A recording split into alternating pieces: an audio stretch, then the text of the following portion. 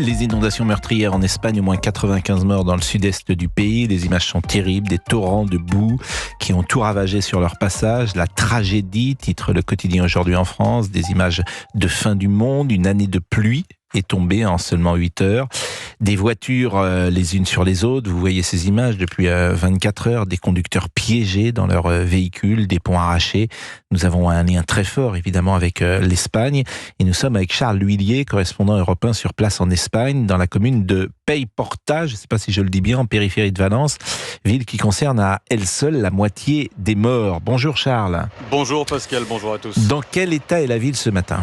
Alors, Paiporta, si vous voulez, effectivement, vous l'avez dit, c'est la ville en périphérie de Valence qui concentre la moitié des morts. En effet, 45, et le bilan est malheureusement provisoire. Alors ici, pour vous dire ce qu'il se passe, c'est un véritable paysage de désolation parce que certains murs de maisons n'ont pas pu résister à la force des eaux. C'est-à-dire qu'il y a des murs de briques qui sont tout simplement tombés, des gravats qui se comptent par dizaines de milliers, des proches qui recherchent peut-être des membres de leur famille dont ils n'ont plus de nouvelles.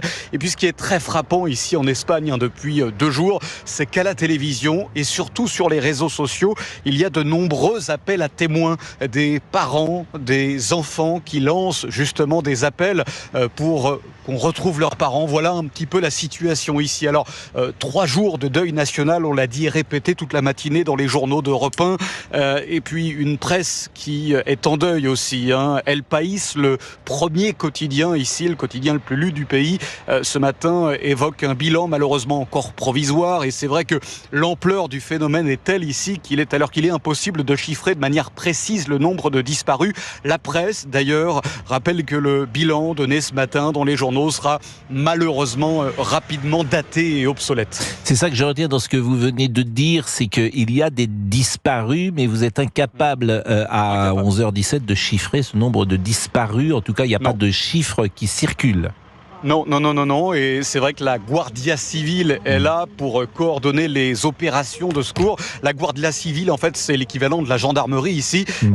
Ces militaires, en réalité, coordonnent les opérations de secours. Mais c'est vrai que c'est extrêmement compliqué parce que, vous l'imaginez bien, dans cette ville qui fait la même population que Marseille, un peu ou prou 800 000 habitants, c'est très compliqué. D'abord, il faut recenser les dégâts, recenser les victimes et ensuite, non pas leur porter secours parce qu'il est malheureusement trop tard, mais en tout cas les sortir des décombres. Bon, il y a du chagrin, il y a de la tristesse. Est-ce qu'il y a de la colère également des habitants ? Oui, un grand oui, parce que le dispositif d'alerte ici est remis en cause. Je vous explique pourquoi, et ça les habitants des Outre-mer connaissent ce type de SMS dans les Outre-mer, la Réunion, les Antilles. Généralement, avant un cyclone, on reçoit un message de la préfecture nous exhortant de rester à la maison et de nous déplacer sous aucun prétexte. Alors, vous vous en souvenez, la dépression a démarré ici mardi soir, et ce n'est qu'à 20h, alors que la dépression était déjà bien entamée, que les habitants ici ont reçu ce fameux SMS d'alerte. Le problème, c'est qu'à 20h, beaucoup étaient toujours au travail, et il a fallu revenir à la maison, alors que le système et la dépression étaient déjà bien entamés. C'est pour cette raison ici que le système d'alerte est remis en cause par les habitants, et qu'ils ne sont pas du tout contents et très en colère, pour reprendre vos termes, Pascal. Et sans doute que le fait que cette dépression soit en pleine nuit, que les gens soient chez eux, peut-être a été un facteur qui a provoqué plus de morts, peut-être. En tout cas, on peut l'imaginer, Charles L'Huillier. Oui, alors ça, je ne saurais le dire, mais en tout cas, ce qui est sûr, c'est que alors, ce qu'il faut préciser quand même, c'est que les habitations ici, la voirie, en fait, toutes ces structures, toutes ces infrastructures ne sont plus calibrées pour, en tout cas, faire face à de telles précipitations. Ici, c'est vrai que c'est parfois un peu vétuste à Valence. Les rigoles, les trottoirs, les habitations, ce sont des infrastructures conçues pour faire face à des intempéries comme il y avait il y a 30, 40, 50 ans.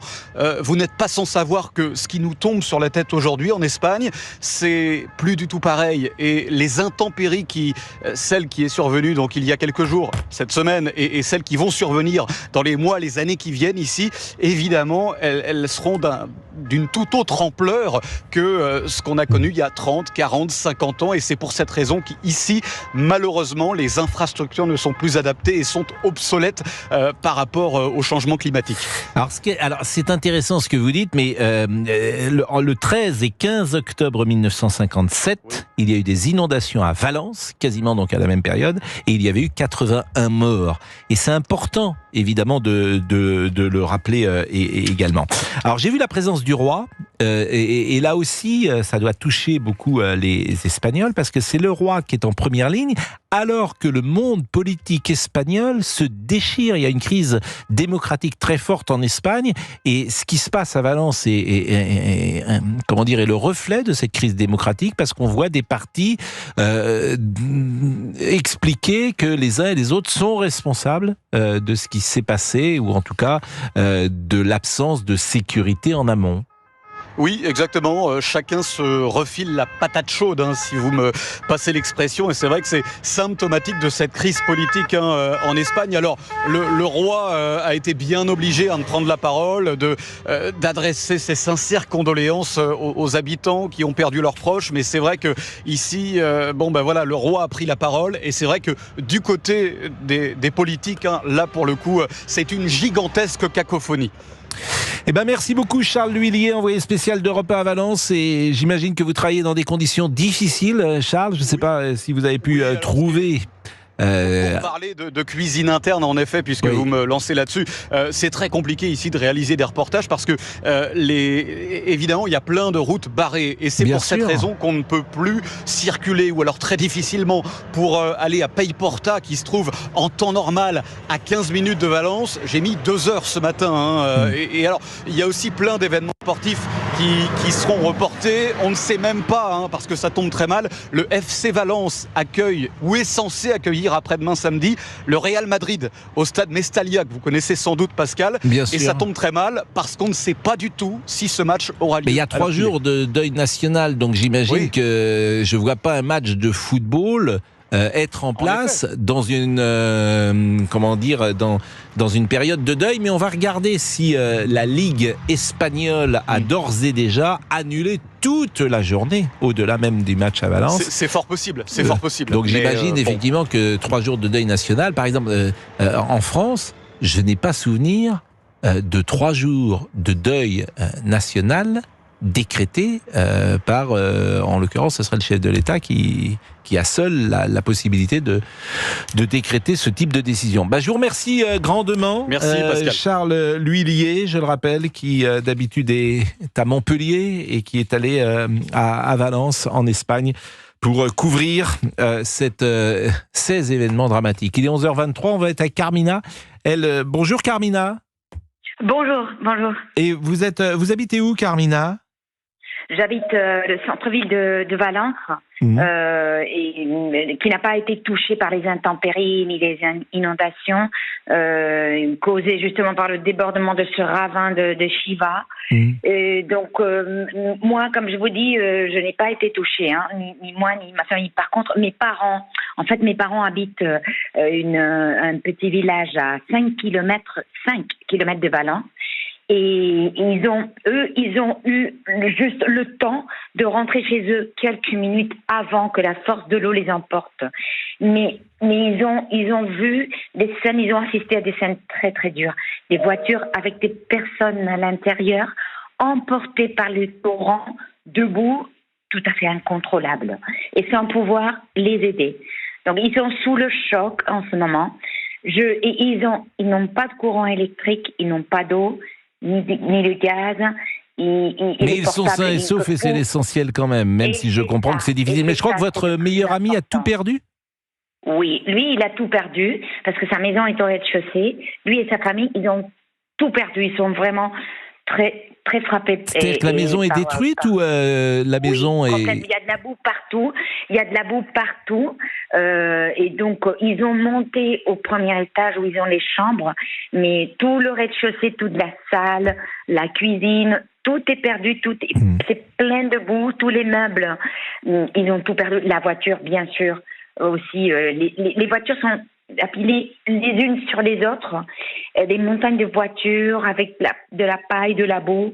C'est complètement dévasté. La scène Alors, est restez avec nous. Évidemment, on va marquer juste une pause et puis il y aura le journal, les actualités de Mickaël Dorian. Mais restez avec nous parce que ce qui m'intéresse, c'est que c'est une région... Vous êtes née à Valence, Carmina ? Oui, je suis née à Valence. Donc vous connaissez la situation. Il y a une épée de Damoclès sur cette région et c'était quelque chose qui existait, cette crainte, comme il peut exister parfois une crainte lorsqu'on sait qu'on est dans une région à risque. En fait, tout ça a existé, effectivement, comme vous le dites bien. Mais le problème, c'est que au cours des années, et le réchauffement de la planète, le réchauffement climatique. Voilà, a fait que tout est pire. Tout est pire qu'avant. Les risques et la situation s'aggrave maintenant justement à cause du réchauffement de la planète. Il y a quelques années, il y a une dizaine d'années, on avait la goutte froide aussi, mais ce n'était pas il n'y avait pas un risque si élevé de subir ce type d'inondation et de débordement d'un ravin ou de fleuve. C'est tout s'est aggravé à cause du réchauffement de la planète. Parce que la goutte froide, on l'a eu toujours. Merci Carmina, mais restez avec nous vraiment parce que j'ai encore quelques questions à vous poser. Il est 11h26, on marque une pause. Mickaël Dorian. Oui. Dans une seconde, et là on aura peut-être les pronostics de Thierry Léger, parce que Thierry Léger m'a appelé quand même. C'est vrai ? Il est en colère ? Non, c'est pas vrai, mais je suis sûr qu'il aurait pu m'appeler, parce que les pronostics n'ont pas été donnés, donc j'imagine qu'il y a des turfistes qui nous écoutent. Moi je suis team Dorian, moi. Je suis avec Mickaël. Moi. Oui, mais je suis d'accord avec vous, mais vous n'êtes pas turfiste. Turfiste ? Oui. Dites-moi, encore un terme dans ma besace, d'ici quelques instants, mais allez-y, dites-moi. Turfiste, c'est quelqu'un qui joue au turf. Là, j'ai pas. Alors là, pour être honnête, mais non, mais allez-y. Mais éclairez ma lanterne, allez-y. Le turf, c'est le tiercé. Ah d'accord, on dit le turf. Oui, on fait des paris hippiques.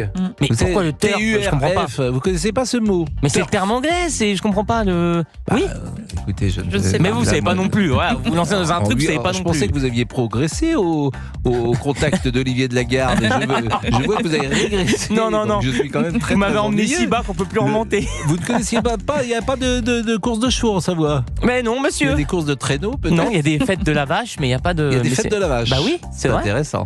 Il est 11h27. Nous terminons donc avec Carmina, qui est avocate à Valence, qui nous expliquait combien ses parents ont été touchés. Heureusement, ils sont sains et saufs, mais que la ville de Valence, si j'ai bien compris, n'a pas été touchée. Vous êtes avocate à Valence, vous avez un de vos meilleurs amis qui a tout perdu, et vous disiez effectivement que le réchauffement climatique a accéléré parfois les choses sur une région qui est quand même sensible et soumise à cela, parce que je ne sais pas de quelle année vous êtes, Carmina, mais je vois que en octobre 1957, 13-15 octobre, il y avait eu 81 morts dans des inondations à Valence, et je me demandais si ce drame était présent dans la mémoire collective des habitants de Valence.